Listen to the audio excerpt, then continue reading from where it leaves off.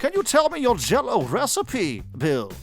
You see, the only recipe that I got is staying hot, baby. Ooh, Jell-O Kodak. Ooh. So you're saying there's nothing particularly special in the Jell-O? It's sugar! And here in the pin, you can get some sugar for a few cigarettes, and it's okay. I think you've had a bit too much sugar throughout your entire life, Bill. You see, can I offer you a drink? You know what? I think I need one, thank you. This feels very nice. Oh. I win!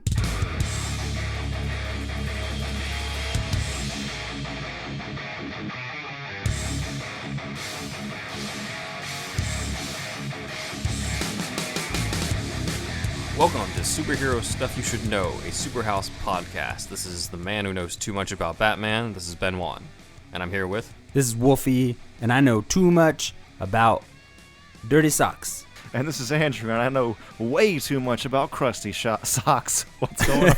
Ew. Two of those things we will not be talking about today, but again, we are going into part 2 of our coverage of Batman Quits Twice. I mean, The Dark Knight Rises. Oh. Last time... It was a tour de force Shots fired. of cinema. Last time we had an hour-and-a-half episode for the first minute and a half of the movie, so here we go. Buckle up. we covered maybe like 20 minutes of it. But yeah, we're continuing our discussion. Hey, that's good. So if you guys haven't heard part 1, stop this and go back to last week's episode where we covered the first, say, 20 minutes or so of The Dark Knight Rises. A lot of the reasons why the first episode is overloaded is because that's when they introduce all the new characters, and we got to talk about them. So now we can kind of get a little bit more into the plot stuff for this time in terms of comparing movie to comics. And oh, what a plot.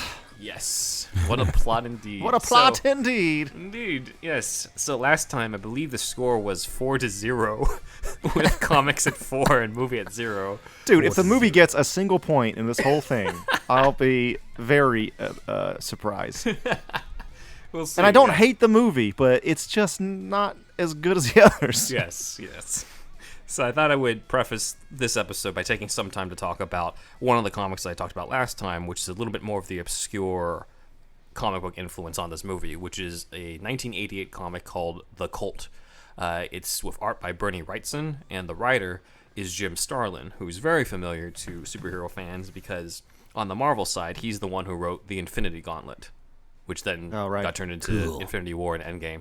And then on the Batman side, he was the writer who had to kill off Jason Todd when everybody voted to kill off Jason Todd. So that was him. Oh yes. man, I think Heavy he also burdens. was famous for a Spectre run. Am I wrong? I think in the mid '90s, everybody talks about that Spectre run. Respect the Spectre. he might have. I mean, he seems pretty prolific. But Yeah. the 1988 comic is very much influenced by The Dark Knight Returns. Frank Miller's The Dark Knight Returns in terms of the art, but it has a lot more connections to The Dark Knight Rises than The Dark Knight Returns comic. So it's the villain in that is an original villain named Deacon Blackfire, who claims to be like this immortal shaman, which they obviously didn't carry over into this one, but he at one point recruits homeless people to join in his army and use the sewers as like their headquarters so that they can plot down their way to clean up the city, which is kind of what's in The Dark Knight Rises over here. There's even stuff about how like they've been able to clean up the streets. The streets are now empty and without any crime, which is similar to the beginning of the movie where, hey, the Harvey Dent Act wiped out so many so many criminals that at the most they're going after jaywalkers and all that. So very much an influence. There's other elements too that we'll get into, but since we left off around the time where we were exploring Bane hiding out in the sewer, this seemed like the appropriate time to bring that up.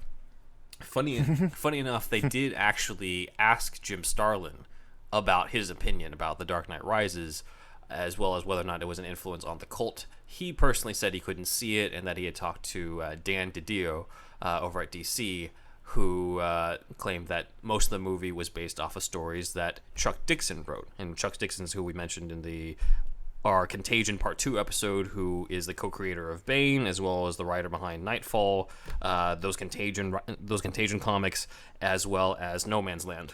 So, The main thing here is they're drawing a connection between how the villain recruits people, yeah. and Bane was sort of doing that, but that seems like such a, I don't know, man. That could be in anything. That seems like such a basic idea, I think. It could be, but there's other things in here. So far, I'm only capturing the preliminary stuff. Okay. But Starlin himself couldn't see it. He was also asked what his favorite adaptations of Batman were. He said he liked the first two of the Dark Knight trilogy, but he said, quote, "I'm one of the few people around that thought the last movie fell apart and didn't work." I don't know if he's necessarily in the minority. No, he was referring to the Dark Knight Rises. Which is probably why he didn't want to acknowledge any influence of the cult on it, it sounds like. Right. But, all right, let's get back into it. So we left off with Selina Kyle at the bar, and Gordon about to be captured, and Gordon sort of follows all the men down in the sewers where they get trapped. Blake himself suggests that they go in and rescue him, but Matthew Modine says no and calls Blake a hothead for the rest of the movie, which I always thought was funny because Joseph Gordon-Levitt is like the calmest hothead in the history of cop shows at this point. Just given his general demeanor, I'm like, he just wanted to go in and save the dude. But yeah, here's an interesting thing that comes up is that Gordon gets captured there, and Bane, when he looks through Gordon, he finds the speech that Gordon wrote about Harvey Dent. But the thing is, that was like a night or two ago. He still has the speech in his coat pocket. Bane just kind of happens to stumble upon it. I always thought it would be more interesting if Bane had already known that element of them covering up the Harvey Dent thing and didn't just like coincidentally find the speech. But whatever. Yeah. Bane tosses Gordon down the sewer, and that whole idea of Gordon spending at some point getting captured, getting pulled out of the sewer by Robin, that is also in the cult, but not with Gordon's character, but with Batman. So at one point, Batman himself is captured by Deacon Blackfire and spends some time in the sewers with them, and then Robin is the one who has to kind of rescue him. So that does lead into the infamous Wayne Manor scene where Blake shows up to talk to Bruce, knowing that Bruce Wayne is Batman because he's the world's greatest detective, and he somehow already knows, based off of a look years ago, that Bruce Wayne is Batman. Gotta get this plot moving along somehow. Exactly. At one point, he mentions, quote, that one of his superior officers would ask if he saw any giant alligators down in the sewer, which could be a potential reference to Killer Croc, considering that Killer Croc was considered to be one of the villains in this movie. I think that definitely, that's not a stretch to say that at all. Definitely they put that in there. I thought maybe, because, alligators in the sewers is kind of like a general urban legend, but considering that Killer Croc was actually considered and Nolan is familiar with that character, I'm like, it probably is likely then. That's what I always read it as. Yeah, where it's just like, hey, we couldn't use you, but we'll just tip our hat to that. Enjoy the rest of the movie. Yes.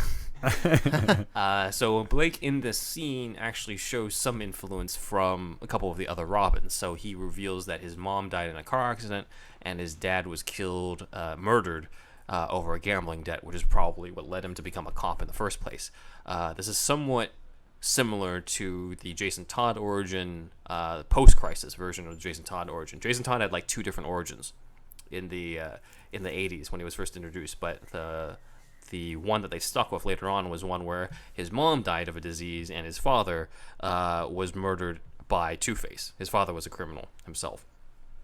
So I always thought, since he was such a good detective in this movie, I thought John Blake was supposed to be Tim Drake out of all of them, just because Tim Drake is like the smartest Robin, right? Pretty much. Right. Which brings me, this is a good segue, thank you, Andrew, to Tim Drake. I read the lines between. Betwixt and between, that's me. Yes. So Tim Drake does.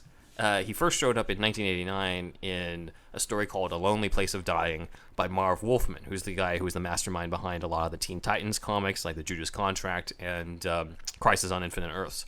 So, Tim... By the way, we can all assume that Marv Wolfman got laid so many times in high school based on his name alone.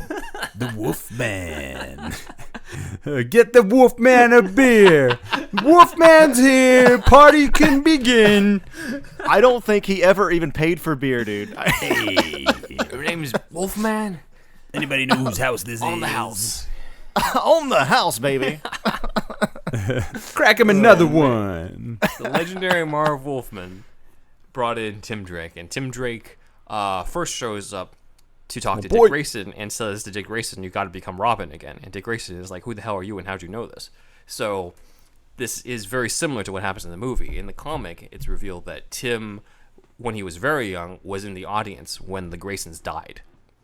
So he had seen the whole trapeze act, and then years later, when there was footage of Batman and Robin fighting, he noticed that Robin did the same acrobatic move that he saw during the Flying Graysons performance, and he realizes that must mean that Robin is Dick Grayson, which then subsequently means that Bruce Wayne is Batman. And if that sounds somewhat familiar to our listeners, it's because if you go way back to the Batman Forever script deep dive, that was how the Riddler originally figured out that Bruce Wayne was Batman. It wasn't through the whole, like, oh, Bruce Wayne just happened to step into the box type of thing. It was more of, like, there was footage of Robin doing stuff that was very similar to what Riddler had seen Dick Grayson do at the circus. So, that That was would have been better. Yeah, but in any case, yeah, that definitely would have been I'm better. gonna say that a lot, I think. So, man. So Tim is sharing this to try to persuade Dick Grayson to become Robin again. In the movie, Blake is trying to share all this to persuade Bruce Wayne to become Batman again. And in this version, Blake claims that he figured it out because Bruce Wayne at some point visited his orphanage, and he noticed that Bruce Wayne was trying to hide the pain. And for whatever reason, he went from Bruce Wayne is angry to Bruce Wayne must be Batman. Again, world's greatest detective here. It was that cute little sachet he had when he sauntered in. I knew I'd seen it before. Don't you do that. Don't you do that to me. It had a deep impact in my life. Yes. This is all your fault. You know that. So that Sachet brings us to the first. That brings us to the first Comics versus Nolan thing. We have the comic book version where Tim Drake figured it out. I'm going to just vote already. Comics. let's just expedite it. Well, You're stupid. like in past episodes, I have to like re-explain what the competition is, but here everyone's just like, no, we know what this one's going to be. We weren't. I remember that. We weren't like used to. I don't know. We weren't used to it yet at the time. Go ahead. I'm sorry. Explain it. I'm sorry about that. All right. So Blake figuring out off of a look from Bruce when he was in an orphanage, or Tim Drake figuring out by going to the Flying Graysons performance and then seeing the footage later and putting two and two together. I think that the comic / the early script is way cooler. You mean the Batman Forever early script? Because that's the one I was referring to. Yeah. Where there was more of a connection to Robin. Yeah. And in terms of, like Jiggles is a great pick for a Robin. It was kind of like a missed opportunity just to take a nod at it, but hey. Yeah. Like he would have been a great Nightwing. Yeah. Yeah, right? Yeah, they missed that. Now he's like a little too old for Nightwing, probably. Oh, yeah. Maybe, yeah. But there's an Elseworlds comic as well called 9 Lives that's sort of set in like this film noirish era, and that's where Dick Grayson is kind of a private detective, and he shows up at Wayne Manor and says that he's figured out that Bruce Wayne is Batman. But again, it's similar stuff because he used deduction because he's a private detective, right? And deductions that make sense rather than like I saw the way you look, that told me you're Batman. I'm like, what? I like how Dick Grayson has that history of being a cop as well. Yeah. For a little bit. I always thought that was really cool because it's just that other side of the education that he didn't get from Bruce in terms of like justice and how the system is corrupt or whatever. Mm-hmm.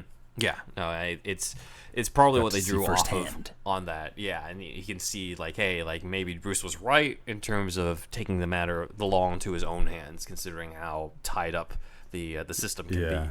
Yeah. Blake also mentions he went to a Catholic orphanage called St. Swithin's, and there is actually a version of Dick Grayson's origin as Robin where he spends some time in a Catholic orphanage, though instead of Father Riley, who's the priest in the movie, it was a nun named Sister Mary Elizabeth. But that was featured in Batman Year 3, also by Marv Wolfman, funny enough. The Wolfman.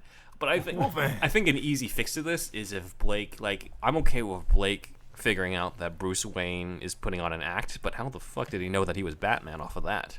It's never explained in that way. It's like, I get that you see the persona, but how does he reach that? So I think if they added more about stuff that happened in the previous movies, He's just an orphan looking for somebody to adopt him. Yeah, pretty He says that to every stranger that comes by. You're You must be Batman. Batman. You're You must Bat be Daddy. Batman. Yes. I hurt.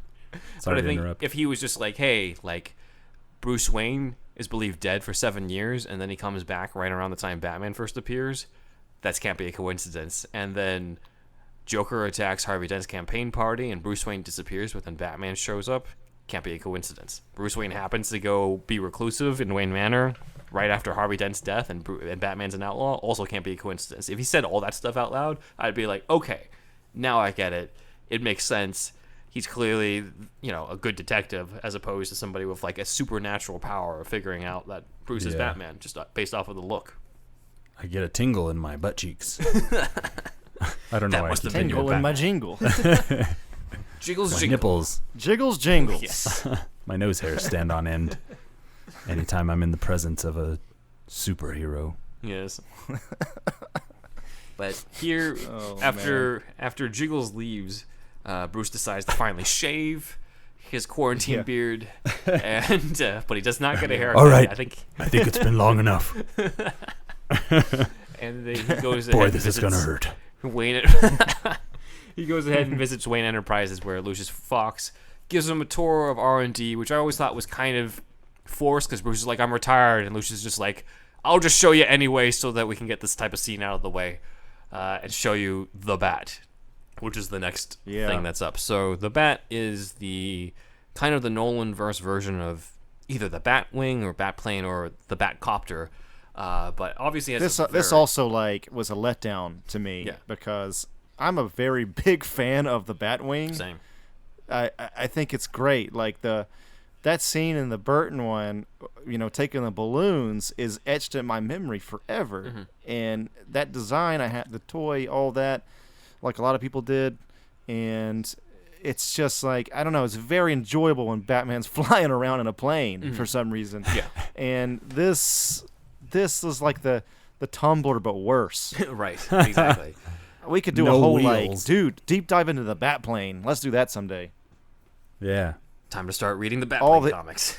All the iterations of the Batplane and how he got his pilot's license and all that. Ben, Yes. that Well, could be incredible. we should anyway. write- That's for another day. Yes. I'll look into it. Maybe I'll have that episode up later. All right. Well, now we have your opinion on the Bat. What did you think of "quote unquote" the Bat, Wolfie? I didn't mind it. I thought it was cool just because it was like new and different, and some shit was finally happening on screen. You're wrong. Some stuff was finally happening on screen. I'm just I kidding. did something. That's like near the end of the movie. I thought it was kind of cool, I guess, in the age of like the drone. I'm like, oh, just extrapolate that technology somehow, and somebody could do it. I didn't hate it so much. It's definitely not a bat wing, Yeah. but I was kind of glad that they shoehorned in a vehicle. I'm an action figure guy. I'm glad they had a vehicle to look at and to kind of send the end of that movie off. Did you buy the Bat Crab, dude, from Justice League, whatever the fuck that was? No, Nightcrawler, K. The crawler. Starting Oh, with the K. bat crawler. I know. I thought that was so stupid too. Nah, man. Not all vehicles are made equal. Yeah. You're a vehicleist. I'm a vehicleist. Yes. That's right. So, give- what about the Bat compared to the one in the comics in terms of preference? If we're going to do a comics, versus Oh, Nolan sorry. thing. Yeah. Comics for sure. Yeah. Anything No, I agree. but that. I was. I like how you're just skipping me now because you know the answer. I already knew the answer. Yeah. Dude, I didn't even say 5-0 at the last part with Blake. I was just automatic. I didn't even state that I prefer the comics than last one. I think it's just, Oh, right. I feel like it's already understood at this point.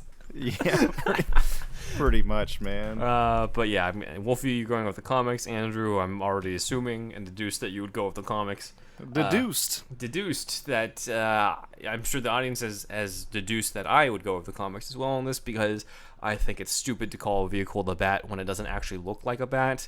Like the Tumbler makes sense because Lucius made it before Batman even existed, so that makes sense. Right. But for him to come up with an aircraft for Batman in case Batman ever came back, and to make it look like a flying lobster, I'm just like, Yeah. that looks dumb. Boring, not fun. Yeah, I don't so- know. At least the tumbler looked like a little bit like a toy, like a little bit. Yeah. This looked nothing like anything. Yeah. So Can you tell I'm it's- against it? Yeah. I actually am pretty passionate about the bat plane Yes. in general. Yeah, no, and there would have been nothing wrong with doing some sort of like the Batwing in the Snyderverse, the one that's in Yeah. Batman vs Superman. I mean, that's a nice combination Yeah. of the quote unquote realistic stealth fighter jet mixed with a bat looking design on it. So I was Pretty like, good scene. if they just used that, then that I would have been okay with it. You know, I still would prefer the Burton one, but still, like it at least would have looked somewhat Bat-like. But when I first saw this in it was either set pictures or something else, and I was just like, just fuck this. Like this is not. I'm just not a big I don't fan know of the about vehicles on this. So, all right, so we are. What are we at? Like, is it 6? I've lost track already. Let's The see. Last score? episode was 4-0. Blake 6, was I 5-0, think. so we're 6-0 now. Okay. Yep. Yeah. All right, and then after this, we go into the cameo that definitely took Andrew and me out of the movie. I don't know about you, Yeah. Wolfie, but this is the scene where Bruce Was it goes the to Donald see Trump cameo? No, actually.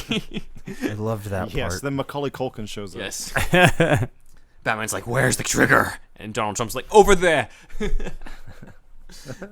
No, it was Thomas Lennon's cameo as the doctor telling him he's got no cartilage in his knee, and he's famous for being in. You've got no bones, Batman. He got no bones. All your bones are gone. Yes. I think this was done as a favor for Lennon, or because of the fact that Thomas Lennon had previously played a doctor in Memento, actually, way before he became Right. Who the known heck in is the comedy Thomas circles. Lemon?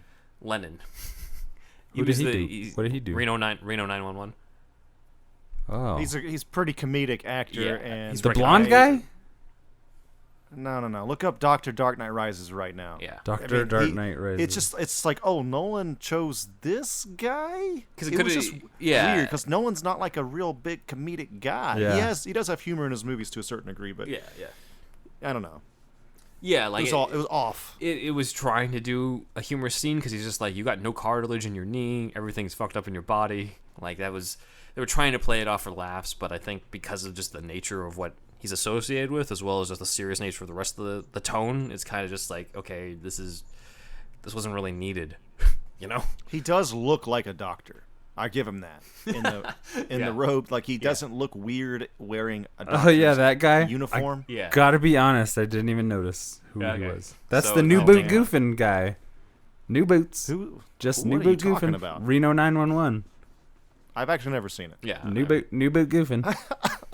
You should. He did watch actually. more He Reno. showed up again though in the DC universe because he played Mr. Mxyzptlk in Really? Supergirl. Yeah. Oh, for yeah. the Oh, hell 100th yeah. episode. Good. And that seems like a And- way better casting. I choose movie for my vote on this category. We haven't gotten there yet, but He's okay. the best. Thomas Lemon. Yeah, we'll just go with that then. Thomas Lemon. The Dr. Lemon does mention that Bruce's liver is fine and implies that Bruce should take up drinking, which then sort of cements the idea of Bruce doesn't drink alcohol, as we saw in The Dark Knight when he dumps the champagne over the railing. That's which is very right. subtle. Yeah. Stealth Subtle moment. sploosh. This is very much in contrast to Ben Affleck's Batman, who immediately upon waking up, like grabs the red shaking. wine bottle. Yeah. You know what? There was so much wrong with that. I forgot that they fucked that part up too. God damn it. Well, you they know- turned Batman into a drunk. The Dark Knight Returns, not to make this personal about Affleck's own struggles with sobriety, but to be fair, in The Dark Knight Returns, the whole line from Alfred being just like, hey, I hope the next generation of Waynes don't have to go through an empty wine cellar. Like, that part is actually in The Dark Knight Returns. It's a direct lift from that, and Bruce is drinking wine while watching it. All right. So- I guess. Not to mention in Batfleck days, aliens came and fucked everything up. I mean, I think everybody kind of let loose a little Yeah, bit on a at that vice or point. two. It's interesting because Miller is the one who also came up with the idea of Bruce trying to substitute club soda for any like mixed drink type of stuff. Or he says at one point that he substituted ginger ale, and while everyone thought he was drinking champagne. I bet Bruce had a bad hookup one time, and he's like, "Not doing that again." That's what started it. So I guess it was implied that in his older age, this Bruce Wayne just lets loose and starts drinking. But it was like it's only like one scene in Dark Knight Returns, just like one scene in Batman vs Superman. Yeah. But we'll cover that when we get to the Batman vs Superman deep dive. But back to the Dark Knight Dark Knight Rises. Whatever this is. Whatever the fuck this thing is. He then goes from visiting the doctor to visiting a wounded Gordon in the hospital, which has another parallel to the Cult. In the Cult, Commissioner Gordon is wounded in the hospital, and Batman shows up for the first time during this whole conflict and talks to Gordon about how he's back. So, similar scene here. In terms of other similar scenes, we then go into the costume party where Bruce Wayne dances with Selena Kyle, which I always thought was an interesting callback to Batman Returns. Yeah, I was thinking the same thing when I saw that. Yeah, except this time Selena's actually in a mask, as opposed to Batman Returns, where they deliberately show up without masks on, as kind of a nice poetic thing. But I always felt like... Is that a batarang, or are you just happy to see me? Remember, she doesn't know it's Bruce Wayne yet. I mean, she doesn't know he's Batman yet. Oh, is that $1 million bucks in your pocket? First time I ever heard that type of joke was Who Framed Roger Rabbit, and I was so young I did not get it. What does he mean? I think they said banana. Is that a banana in your pocket, or are you happy to see me? And I'm like 5 watching it, like, oh, what does that mean? Yeah, exactly. You start carrying bananas in your pocket. Yeah. Girls like them. Get this kid the hell out of here. This is Go to the the first principal's time. office. Sorry. It's the first time that Bruce has stepped back in the public eye, and he also gets to meet Miranda Tate, a.k.a. Talia, who at one point says, quote, "You have to invest to restore balance to the world," which I think was another hint at being Talia, since one of Ra's al Ghul's lines in Batman Begins was how justice is balance. So, all this balance talk before Thanos came into the picture. Thanks, Starlin. Yes. But the scene, I don't know, I always felt like this dance scene was forgettable in comparison to the big scene in Batman Returns with the whole mistletoe can be deadly when you eat it. Because, like, there's something significant happens in there where it's just like they figure out each other's identities. Like, The main thing that I remember from this scene is that they say the term cat burglar. That's it. Yeah. Yeah, because she's never actually called Catwoman in the entire movie. She's called it in the script, actually, but she's never actually formally called Catwoman. Like, Batman's called Batman. Which, again, I always thought was lame, because I'm just like, you literally have a character named Batman. You can't say Catwoman. It's stupid. But yeah. Doesn't track. Bruce, later on, goes back to the Batcave, where Lucius Fox is finally... Well, not Lucius Fox is finally. Lucius Fox seems to have already made a leg brace for him. Bruce has just decided after 8 years to finally put it on. So he puts it on to his damaged knee so that he can do stuff like kick a... It was like a concrete pillar or something like that in the scene. But this is sort of similar because at one point in The Dark Knight Returns, he wears a brace on his arm before going up against the mutant leader in that comic. But more importantly in the scene, this is where Alfred tells Bruce that, I guess through Alfred's MI6 or SAS context, that he has learned that Bane is a member of the League of Shadows on here. They never will explain how he knows Me and my that he's friends. part of the League. He's just like, rumor has it he's part of the League of Shadows, and I'm just like, okay, well, how do you know that? Like, who told you Rumor that? has it we have to move the plot along. Information that could have been useful days ago. God damn I it! had to wait on a text from my friends in the jungle. I put it as the wallpaper on the reconnected- Bat computer, but you never look at it anymore. Alfred just gets passive aggressive as fuck. I reconnected on Facebook with my old buddy of mine, and he told me that Bane's part of the League of Shadows. That part is not part of this backstory in the comics. Like, Bane did get associated with League of Assassins in the episode that we did cover on Batman Legacy, where he sort of took on the Ubu role for Ra's al Ghul, and because of the fact that Bane failed in defeating Batman, Ra's al Ghul called off his engagement with Talia. Similar to how it says that Ra's excommunicated Bane from the League of Shadows. Ubu never did his job very well. So I'm the new Ubu was fired. I took him to Without Wait. pension I took him downtown. or severance Very far pay. away. He's in a farm upstate. Yeah, that's what I'm trying to find. Yeah, I took him to a farm upstate. I don't even think he has car insurance. Geico, the gecko, also not that entertaining. His accent, not as cool as mine. Weirdly enough, there have been 3 different versions of Ra's al Ghul in live action, and none of them have had Ubu whatsoever. So, Why do you think that is? maybe it's his name. I don't know. Like, It sounds racist, maybe. yeah, I honestly. think so. Totally. You have a motherfucker named Ubu. It doesn't track very well. I let's mean, put it that way. also, but keep in mind, like, is that part problematic, or the fact we have an Arab terrorist villain who's literally named the Demon's Head? I'm like, I don't know. Like, Yeah. Some it's a would little say it's problematic. problematic. Yes. In here, I always felt like they could have cut out Alfred conveniently reconnecting to his Facebook friends from the army to find out about Bane, because I think that it would have been more interesting to find out that Bane was part of the League when Batman faces off with him in the sewer. Because My prostate is the size of a tangerine. Long time no talk. How's the wife? Hope you got our flowers last month. That's my Alfred. He's Sean Connery. that would have been interesting. Connery as Alfred in these movies. Batman, why don't you just rap her in the face? Oh my god. Just rap her a good one. She'll give you back the diamond. Discipline a good Catwoman. Alfred, I'll no longer take advice from you. Please stop watching Fox News. Alfred has become a trumper, dude. Who's writing Alfred? Oh, it's me. Bob Kane once again, you see? Why don't we just take away their votes? Yes. Take away their votes. Alfred, stop that. Gerrymandering is the greatest idea I've ever heard. You're being a racialist, Alfred. I won't have it in my home. Then Alfred finally gets a character arc. It'd be wonderful. I thought I understand now, Bruce. I understand what it means to love. You sound like fucking Jon Snow or I something. know, I'm going all over the map here. British guy, British guy. Bruce Wayne, it's time to talk about white privilege Yeah. that you grew up with. Oh man, I watched this one YouTube video. We're getting off topic, but hell, who gives a fuck?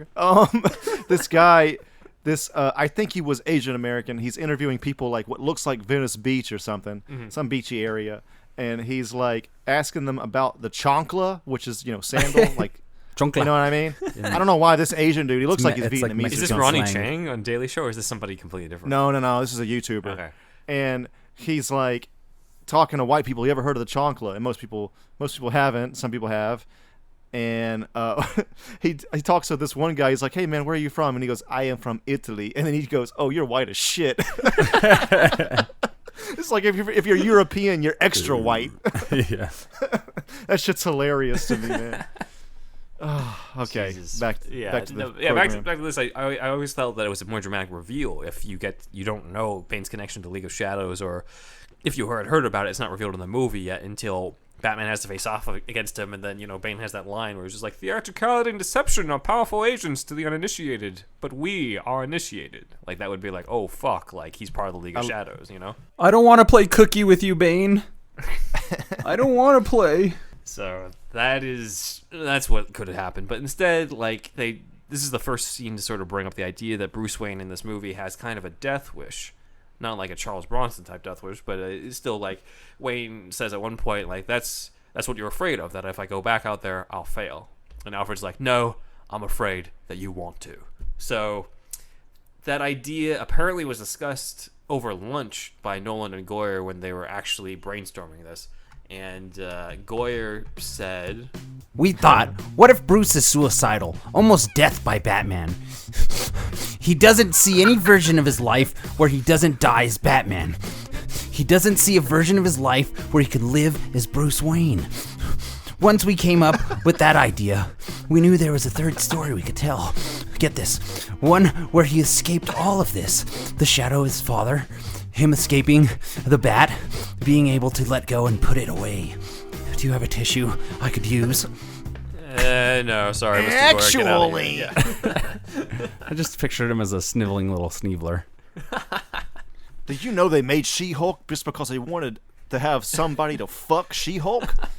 That's Goyer said shit like that. Everybody, if you know what I'm talking about, Google Goyer, David Goyer, She-Hulk. Oh no! It's fucking All right, insane. good. I don't feel Yeah. bad for lambasting him then. Hulk needed somebody to fuck or something like that. Like, whoa, dude, what are you saying right now, man? No.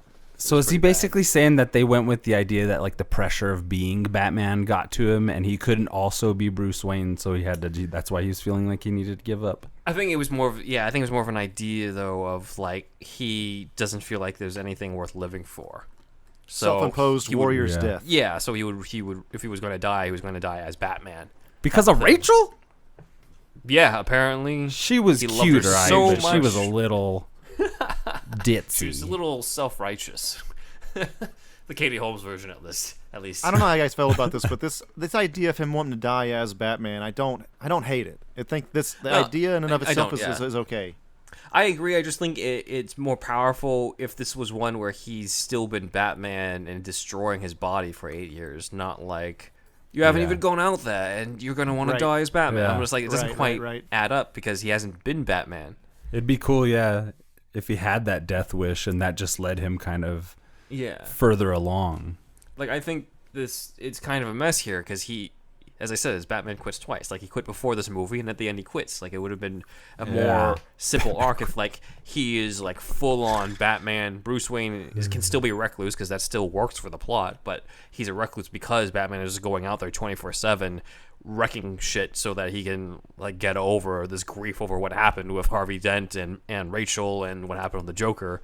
And it's about him trying to escape from that shadow. So I'd say you either go in that direction where he escapes from the shadow and then it gets the happy ending at the end, or you go the reverse where he comes back out of retirement because Batman is the only thing that he knows, and then dies in the suit. Like it's just simpler. It feels like they wanted to do all of those things in one story. What if we found out that Bruce Wayne was actually paying all these actors and theater kids to be bad guys, and the entire thing was staged just so he could act like he was a superhero?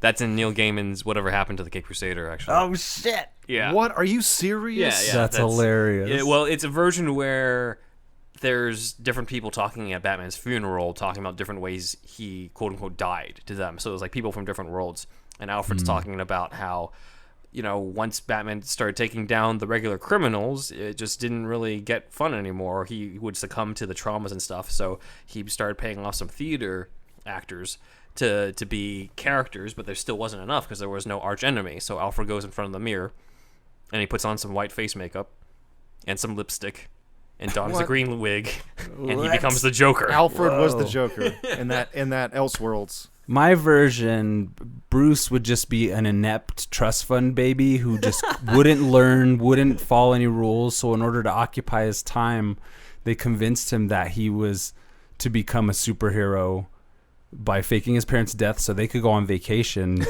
year round, and he would pay all the kids from his high school to be villains, and he'd beat them up and never pay them off really, but then just anyway. Basically Batman without the trauma. Billy Madison essentially with Oh my god. with the bat cape. Adam Sandler is Batman. Yes. Thank you for beating the shit out of me. I would love to see that movie. Batman. Nudie Magazine Day. Oh, the penguin who shows up with his girlfriend. I mean, come on. There's a Billy Madison deep dive here somewhere where the There parallels is a penguin. of Batman. There's a big ass penguin in yeah. Billy Madison. Oh my God. Where's the Then you cross over some Lucius Fox is teaching him how to golf because it's Carl Weathers again and just Oh my God. put it in. And rich people golf, and Batman is rich. Oh shit. This You guys tracks, bro. This tracks. Delete your email addresses right now. We're Bob fucked. Bob Barker is Ra's al Ghul. He's an old guy who beats the shit out of him. Dude, Yes. this is works actually. It would have been better than this.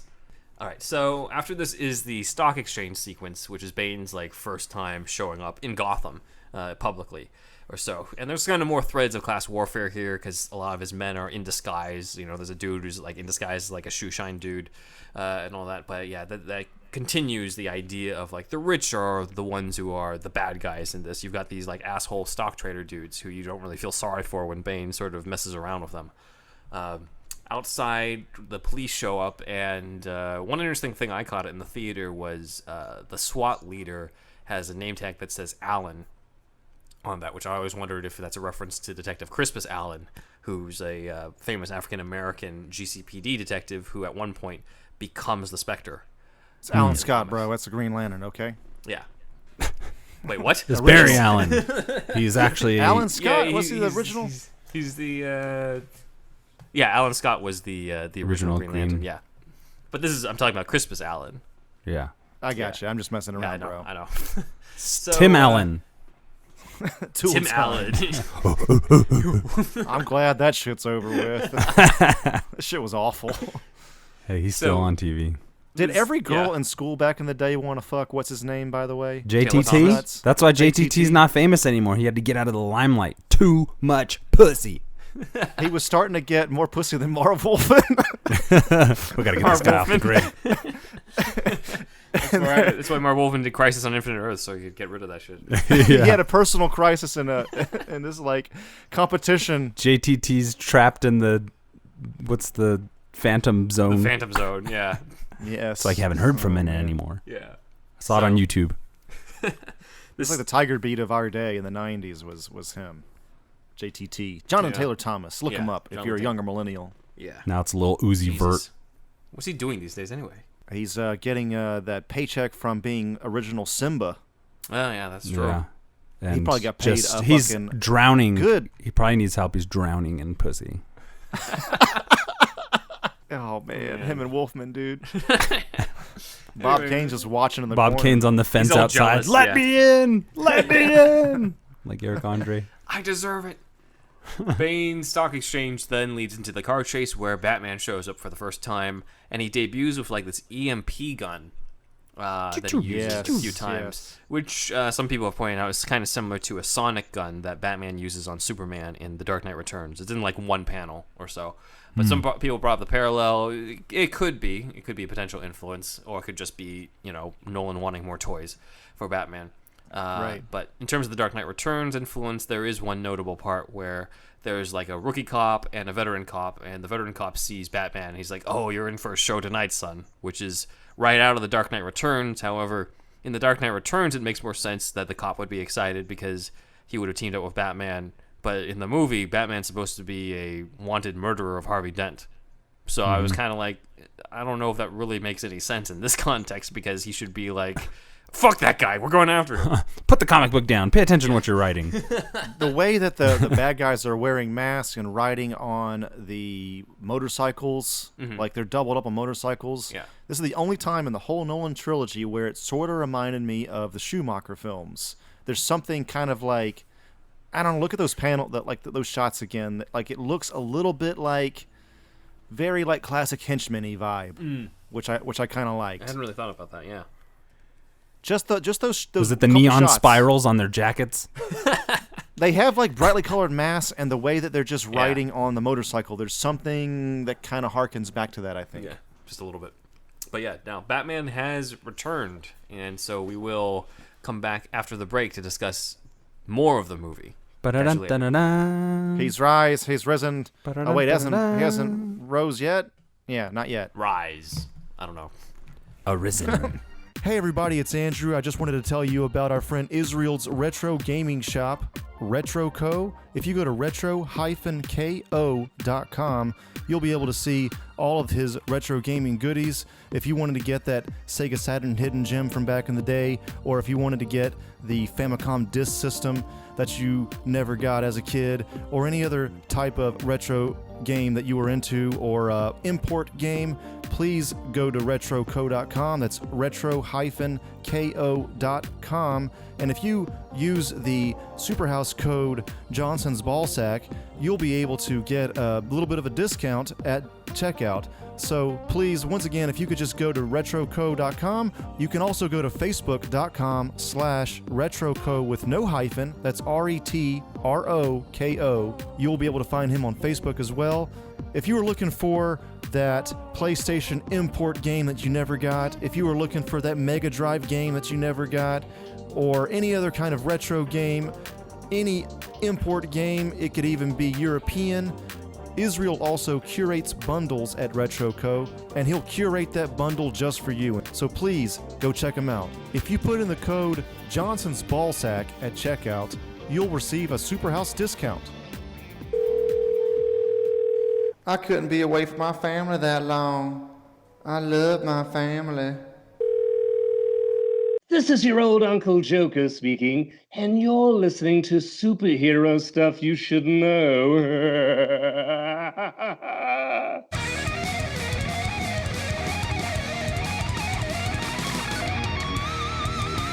And we have returned, just like Batman, to cover more of The Dark Knight Rises. And we're going to start with something juicy, which is a cat suit. So, this is the first time that we see Catwoman in the actual Catwoman outfit. We didn't get to see her in any of the footage of the previous in the previous parts of it. But what was interesting to me about the costume they gave to Hathaway is that it's very 1966. Yeah. Yeah, that's true. It looks like the Julie Newmar Catwoman, which I was surprised by. I think the very first picture, do you guys remember the very first picture of Hathaway in the Catwoman suit? I do not. I think so. Do you remember it being her on the motorcycle? Yes.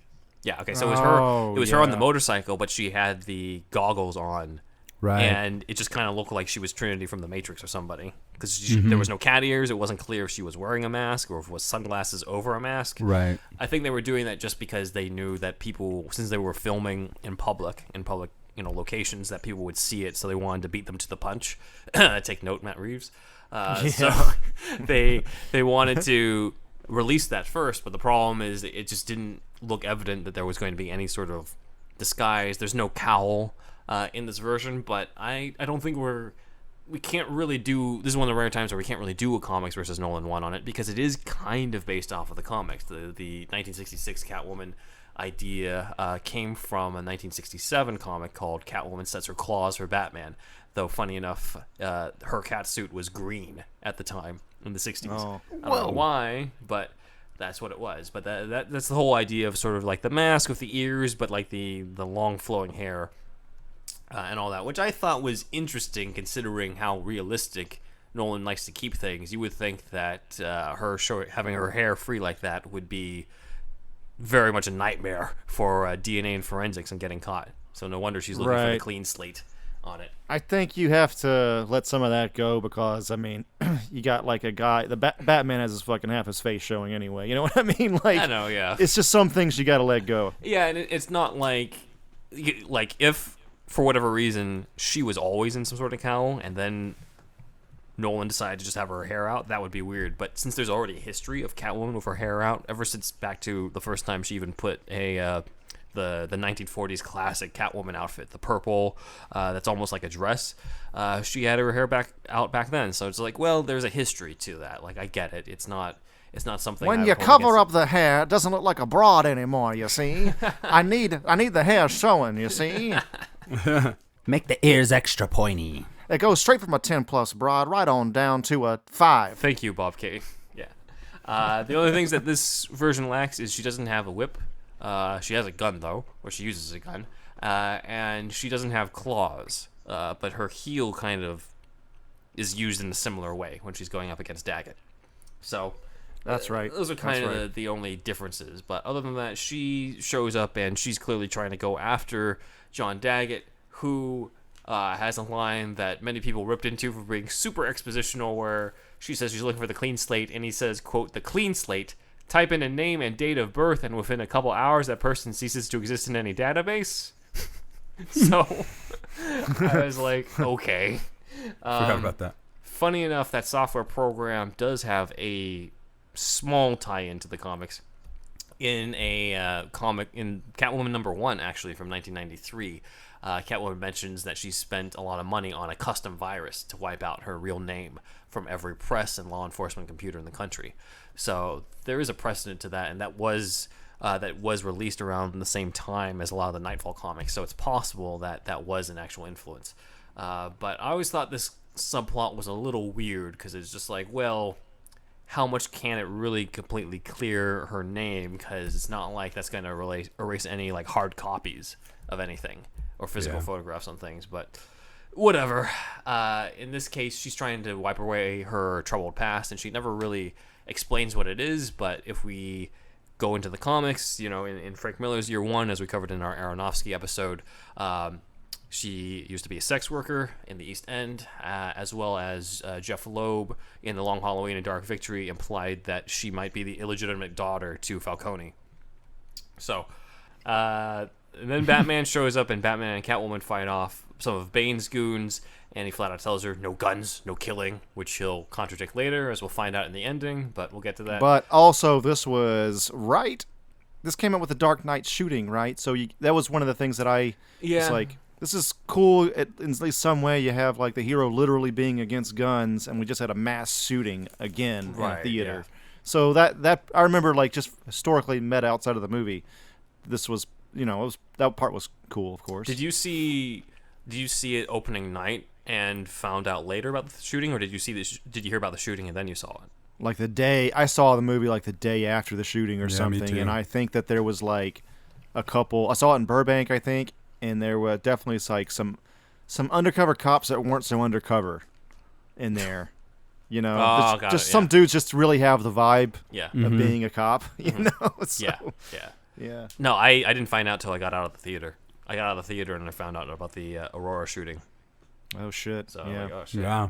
It was just my friends went to that theater all the time. My friends that live in Aurora. Oh really? Yeah, it's not too far from where I am. Jesus. I remember you were upset that it had to happen in Colorado again because of Columbine. And then this. Oh, yeah, right, and it was tough watching the movie too when they do the stock exchange scene and they're firing guns and stuff after having, it was just these loud bangs inside of the movie theater and everybody's freaking out like that could happen to them.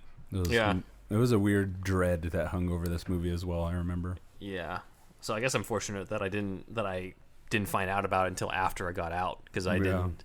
I saw it in I walked out of the theater, found out about it, but I never really had the experience of like, what if this happens? Like, I didn't really get that experience until, all the security around Joker last year on that, where like I wasn't really thinking about it beforehand. But it is interesting that there is that line, and it kind of calls back to the Dark Knight Returns moment where he criticizes the Sons of Batman for using guns, and he's like, these are the weapons of our enemy.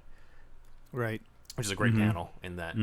Also in this fight sequences, this is one of the times. This might be one of the worst or worst fight sequences in the trilogy because this is the ones where people find the gifs of the background actors just falling on their own when they're fighting during the fight choreography. Yeah. So I was like, really? Nobody caught that? Nobody said like, hey, this didn't work?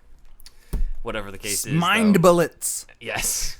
Batman shot his mind bullets out at everybody. Wonder Boy.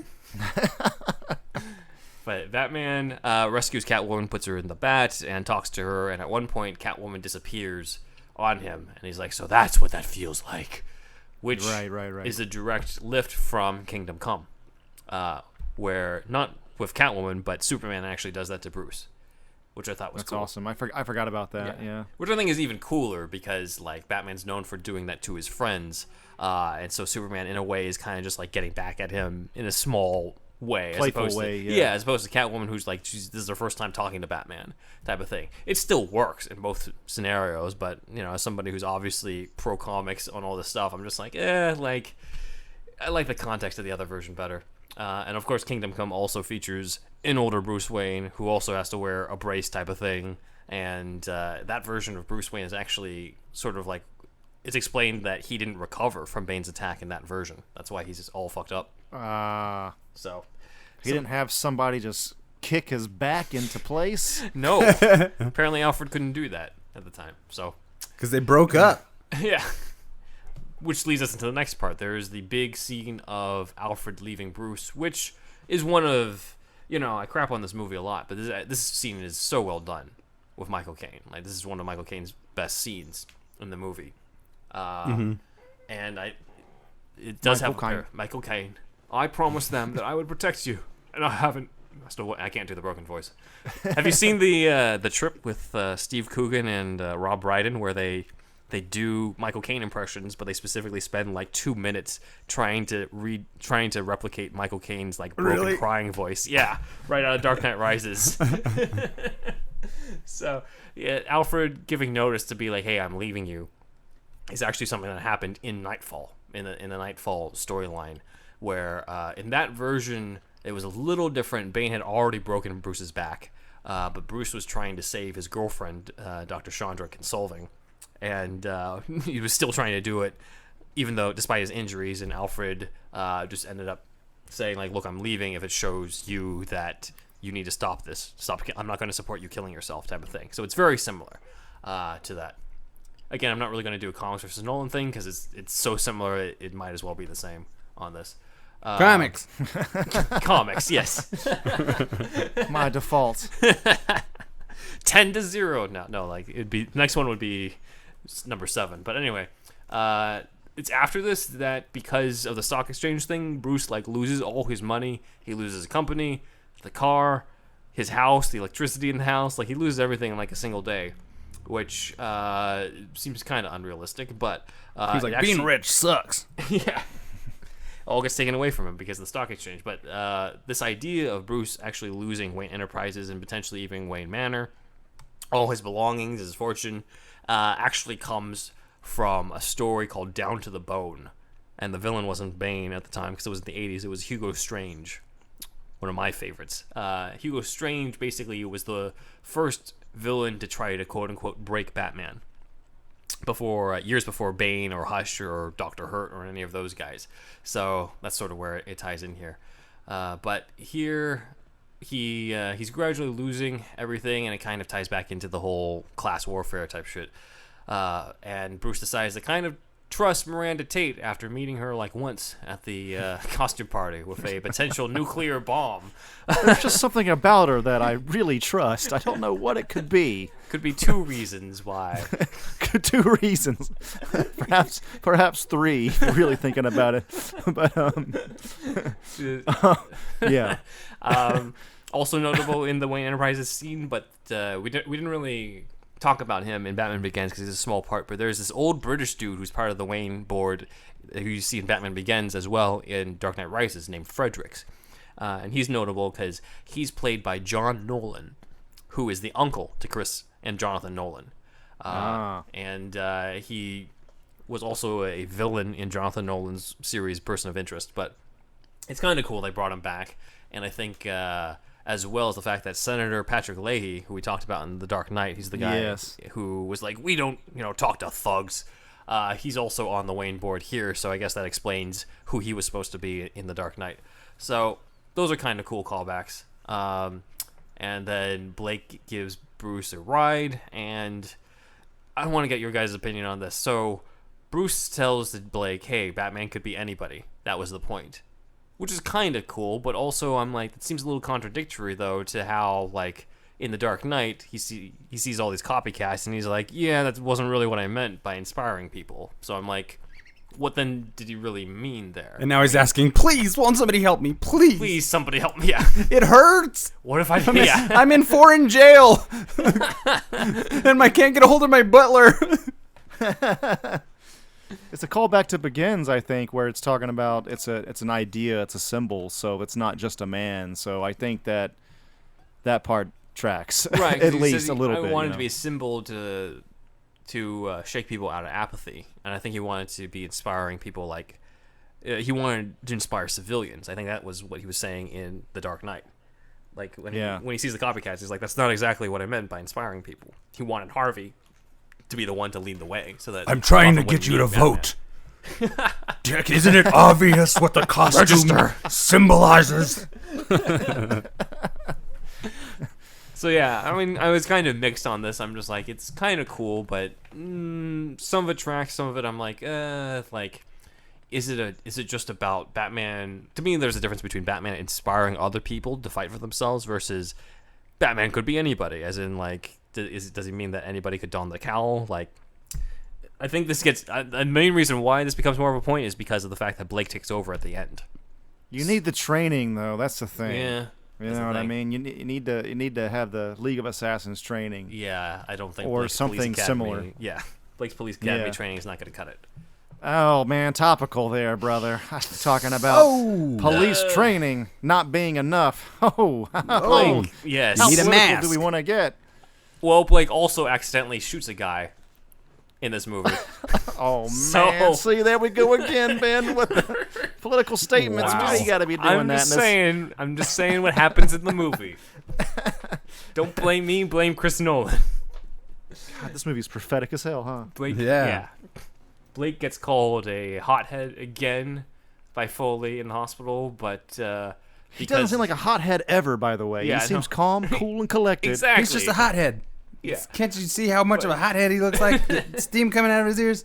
A hothead, if I ever seen one. Yeah. It's like Oscar Isaac being like Poe Dameron being called hotshot flyboy like 1,000 fucking times. Okay, he's a good pilot. Like that, you kind of have to have. Yeah. Like it's like they're shitting on a guy for the qualities he needs for his job. Yeah, I know, right? That shit kills me, man. But yeah, Gordon promotes Blake to detective here in the hospital, which was cool, and also signs of just how prominent of a role Blake would have. Because I remembered watching this movie, and I think there was always the suspicion that he was Robin, but it surprised me just how much of Blake was in this, from like scene to scene. Where I was just like, this kind of feels like Blake is the protagonist of this movie more than Batman sometimes. He's gonna be Robin. He's gonna be Robin. He's gonna be Robin. Yeah.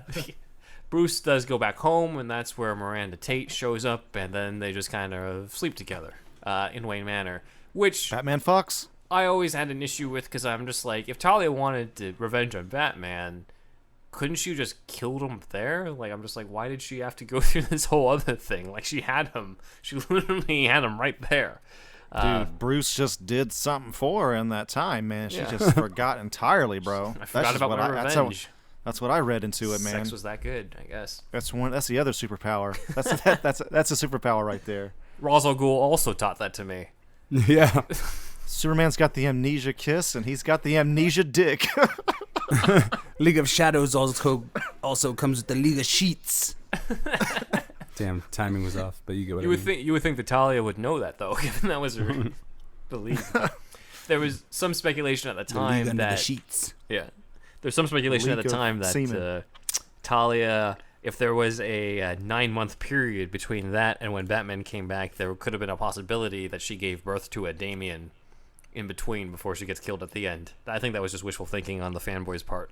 That's But- they didn't get that far. I think. Yeah, I don't think so. But what's interesting is that Nolan wanted Marion Cotillard for this so badly that when her pregnancy kind of knocked her out of the running, he pushed the filming of all her scenes back by a month just to accommodate her on this. Wow. So that's loyalty right there. Even if he That's cool. cast a white woman as somebody who's historically a person of color. But anyway, on to Bane. Oh man. Oh jeez, man, you gotta get political again. Oh my god, I don't like that. Nolan is a racialist. We did talk last time how Zoe Kravitz wasn't able to audition because she was too urban, according to the casting director. Too urban. That's going to be on the next T-shirt. Yeah. Hollywood, get ready. She should honestly wear that to the premiere of the Batman, being like, "Hey, I wasn't even allowed to audition for The Dark Knight Rises because of being too urban. Now I'm fucking Catwoman."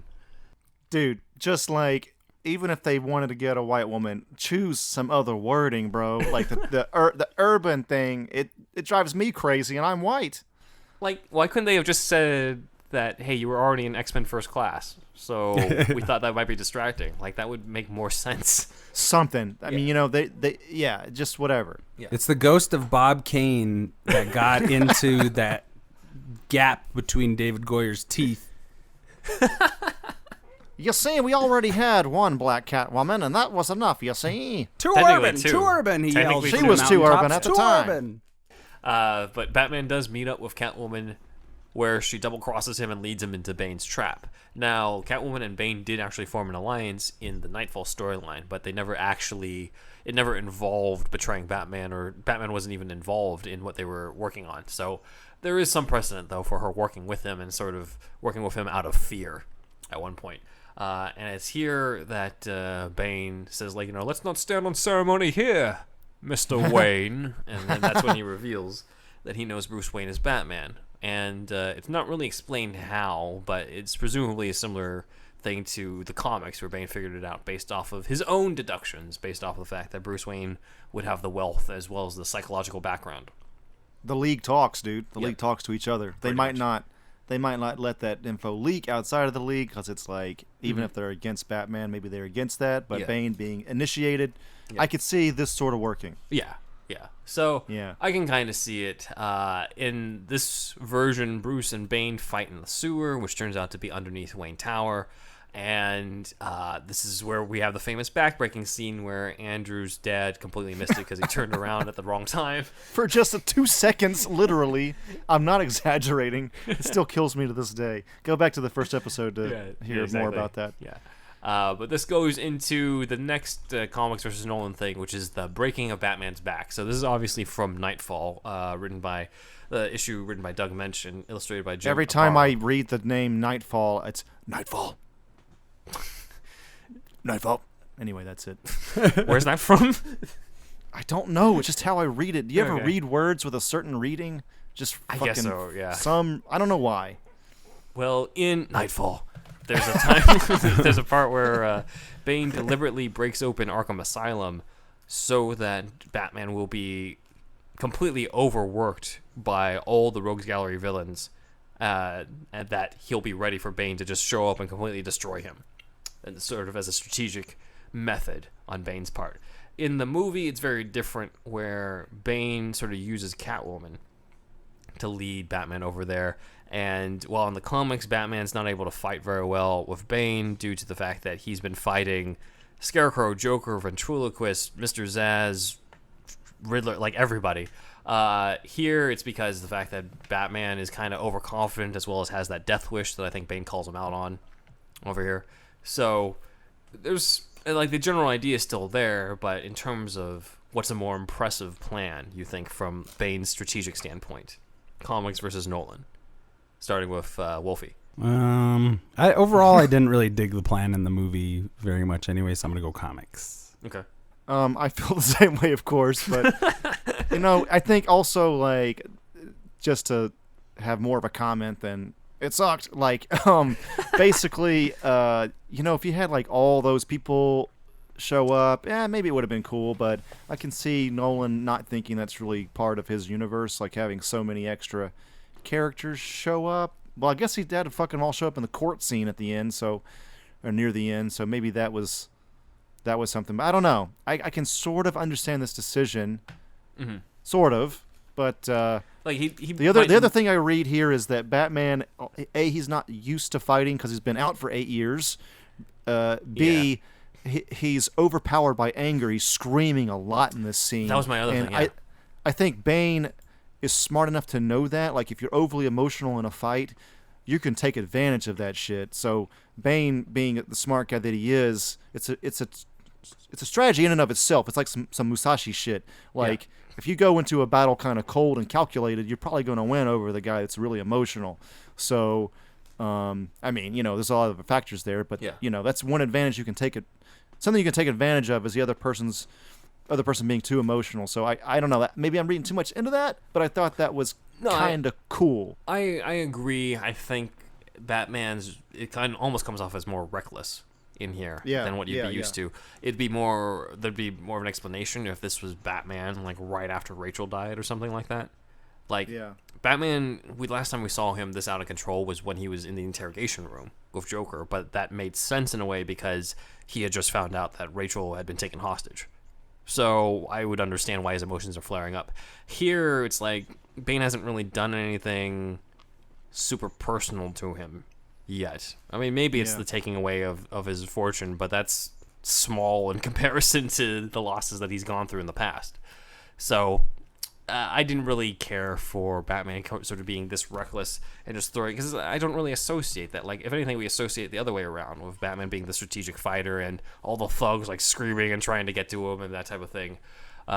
With that, also how it should have ended, the How It Should Have Ended version of Dark Knight Rises on YouTube had a fantastic point where Batman could have just used those drugged batarangs that he uses on the thugs later on on Bane. if you really Right. wanted to. So Right, that's the right, other right. thing on it.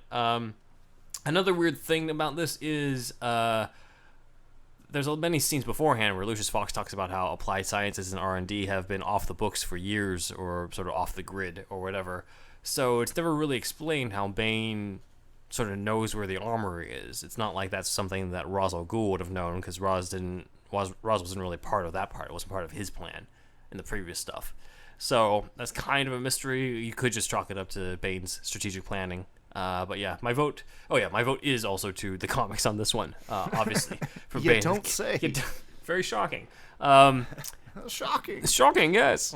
I think there's some other elements to that influence this, not just with the Bane stuff, but with the Dark Knight Returns and the Cult. So in the Dark Knight Returns, Batman decides to go up against the mutant gang leader, despite the fact that Alfred tells him, like, you know, he's young and you're too old, like you're not going to survive. And then Batman gets his ass kicked and then has to prepare for a rematch.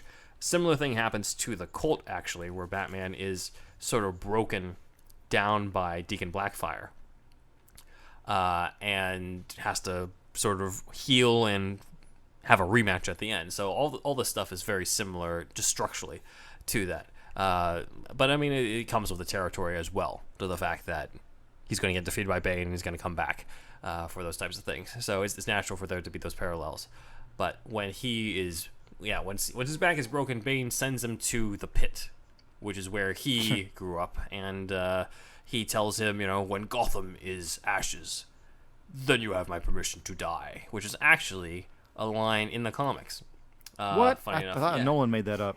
Yeah, no, it's a deep cut, but in issue Detective Comics 489, called "Where Strike the Assassins," the League of Assassins leader, named the Sensei, says, "You have my permission to die," or "Then you have my permission to die," before he's about to kill somebody, and that was written by the late Denny O'Neil, who passed away the week of this R.I.P. recording. So rest in peace, Denny O'Neil. This is our little. I wanted to sneak in a little tribute to the man who reinvented. Not only reinvented Batman and Joker and everything, but Denny O'Neil was the editor at DC during a time of a lot of these major storylines that were coming out that influenced The Dark Knight Rises as well as all the other stuff. He's the one who co-created Ra's al Ghul and Talia, so obviously that wouldn't have happened. He's the one who invented or sort of made Joker more of a homicidal maniac in the 70s, and without that we would not have gotten The Dark Knight. So, Oh, wow, that's cool. So that's where we're at. Yeah.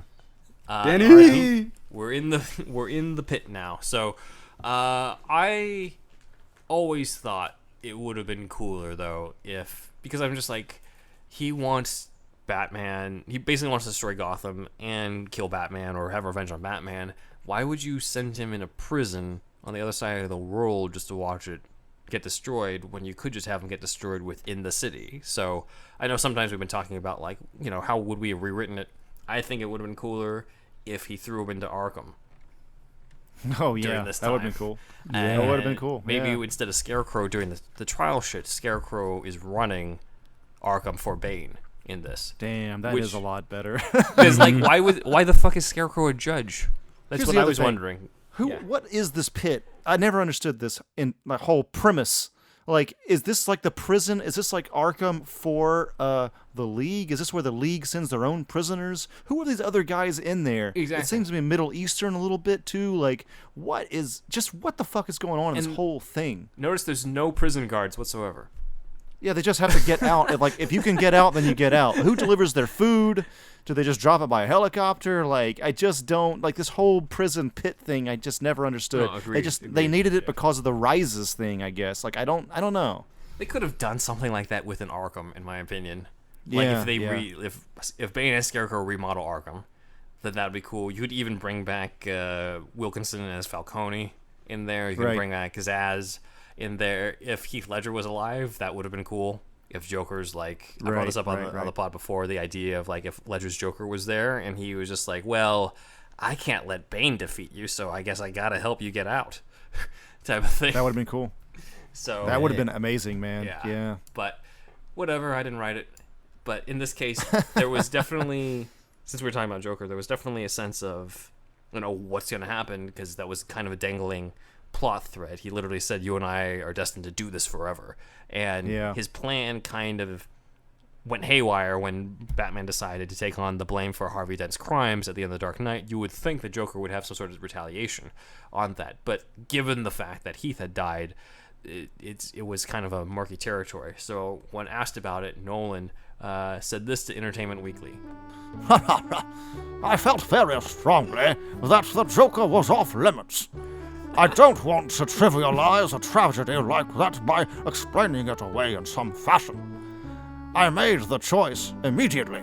Talking about the Joker was off the table. It's just the way I feel about it, okay? Based on my relationship with Heath. You sound like the mustached British lord dude who's just disapproving of his son marrying like that poor woman. I disapprove. I'd rather you marry a dwarf. I don't know. You are royalty. You are royalty. You're baron.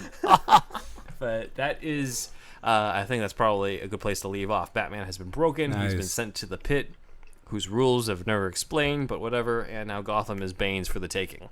So far, I think our score for comics versus movie is like, what, 7-0? 7-0. Something like that. Gotcha. I don't know, man. It's not looking good for the movie, dude. Good for Wait, the 6-0. No, 7-0. 7. I want the movie to get Right, one. I 7. want to see if we have an upset somewhere along the See, way. it'll make it more interesting for the listeners, but Yeah, it's hard to find, maybe, to engineer that question. I might try to deliberately find something where just like in the comics, Bruce wasn't able to get out of the pit or something like that. Something like that. Yeah. So I don't Bruce know. dies in the see. pit. Yep, Bruce dies in the pit in this Elseworlds. Comics versus Nolan. All right, so some social media shout-outs in terms of thank you for your support. We'd like to thank on YouTube a listener named Walter the Wobot. On Twitter, there's Triple Threat Comics. Thank you for liking our tweets.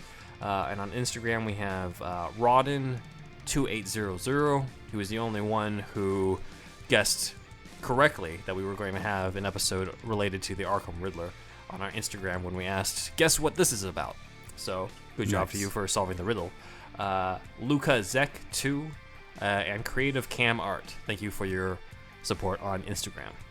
And you can find me at Ben Juan Ryder on Instagram, and you can find us on social media at Superhero Stuff Pod on Instagram, as well as SuperHouse Pod on Twitter. Over to Andrew. All right, everybody, please join the Shasta Army. That's the $1 tier on patreon.com/SuperHousePodcast. And I'd like to once again thank Kuki Noms, Matt Herring, and Elijah B. And please leave us a review in iTunes if you can. That'd be great. And also, if you could just take out your phone, use your voice recorder app. I'm sure you already have it. It comes standard on a lot of phones. And just record something like a bumper that we've been using. And you could just say, like, superhero stuff you should know is awesome, or I love superhero stuff you should know, anything like that, and then share that voice recording to superhousepodcast@gmail.com. I am, and you can become part of the show in that way. We will definitely use it as long as it's not too incriminating, I think. And then, what else we got? Oh, yeah, so I'm Thunderwolf Drew on Twitter and Instagram. And check us out on YouTube. We have a lot of stuff there. A lot of us are joining us through YouTube, so thanks for that. And we're going to have more and more original content on there soon. Just search for Superhouse Podcast or Superhero Stuff You Should Know on YouTube, and you will find us. Got stuff there all the time. And to Wolfie. Yo, this Wolfie. Go join the Overly Critical Hyperanalytical Movie Club on Facebook.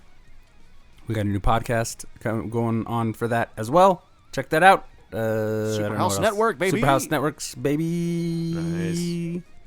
Signing off. Bane, signing off.